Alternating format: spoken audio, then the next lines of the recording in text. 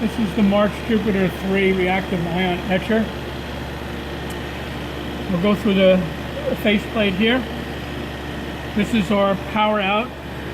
This is both monitoring our actual RF energy output and our reflective power.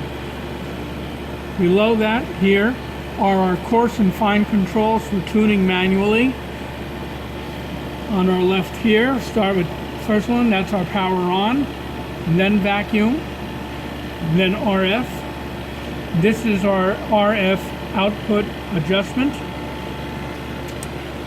This is whether we want to monitor the forward or reverse power on that gauge. This is whether we want to tune automatically or manually. As you can see right now, we're in automatic. If I was in manual, it would turn red like this other gauge here. And then once the run is complete, you reset it here to start the next run.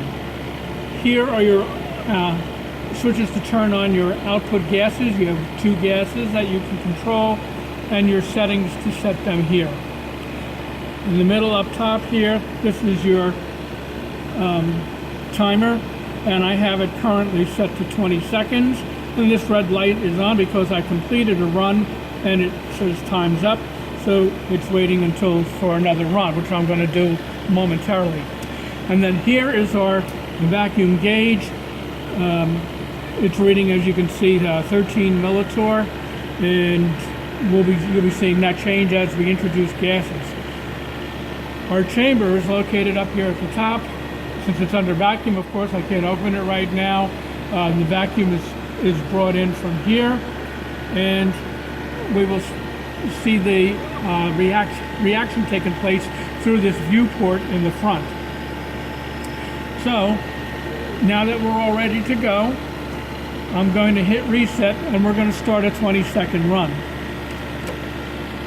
So it's introduced gas, and our pressure has gone high. So it's waiting for our pressure to return back to a level that we've preset. And once it gets there, it'll turn on the RF energy, as you can see, and start the timer. You can see in our gauges here that our balls indicators have increased proportionally to what we've set them to. It's almost finished. Okay, so that run is complete. Timer has completed. Our pressure again is going down because the gases have been turned off. I'm going to go into manual mode. The manual mode switch to take this from automatic to manual mode is a toggle switch located in the back so it's not hit accidentally. And that switch is located right here. So I'm going to put it in manual.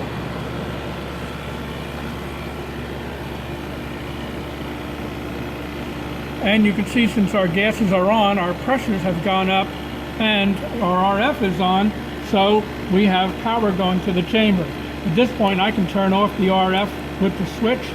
I can also turn on the gases off, and you can see the pressure drop if I turn it off.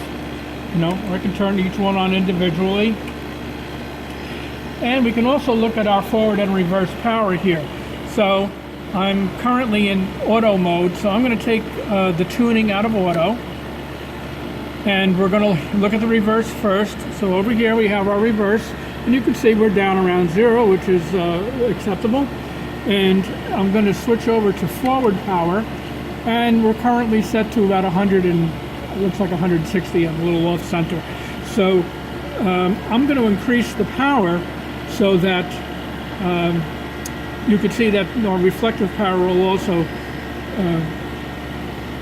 be okay. So I can go up. This is a 300 watt generator. So our reflective power has probably increased and I'm going to auto tune it. And you can see our reflective power went down. And that's exactly what it's supposed to do.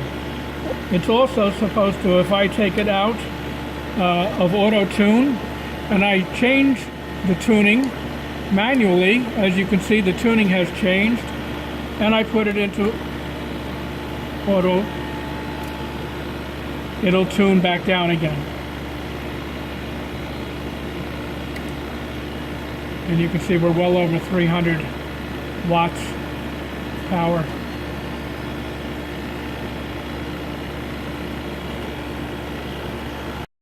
This unit and the pump are both 115, and the pump is a Foundland pump, so it can be used with oxygen service. Your vacuum connection is here, which connects to the pump. The pump does need an exhaust. Here we have our gases. I'm currently connected with argon going into both of these. I have them keyed so that you can, so I can pump the chamber with both of them at the same time. And then you also have your cooling, which is water, and I have that hooked up to a chiller currently. So it tells you in the manual how to hook these up and etc. And I'm going to, these tubings will be included with the unit so that you can just hook it up however you see fit. You can hook it up either to a direct water supply or to a chiller. Over here is your bleed. This can be hooked up to a nitrogen line if you want. When you turn the vacuum off, it will suck in the whatever gas you have hooked up to here. So you may want to have nitrogen or whatever. That way you're not exposing it to oxygen or the air or whatever, in your atmosphere. I'm going to turn the RF off completely. And then I'm going to turn the vacuum off. And at that point, the vacuum, when it shuts off, the bleed kicks in. I'm actually bringing in atmosphere at this point, and you can see we're up to about 740. It'll go up to 750 torr at this point, which is atmosphere. When you turn it on, you can hear the pump kicking in.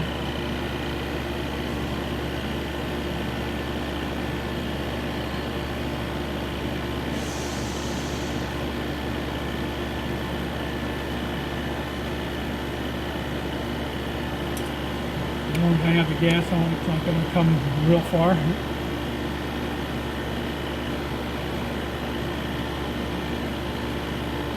That's supposed to get to 150 millitorr 5 minutes, and as you can see, we're at 150 millitorr probably in about 20-30 seconds. So it passes that spec with no problem at all.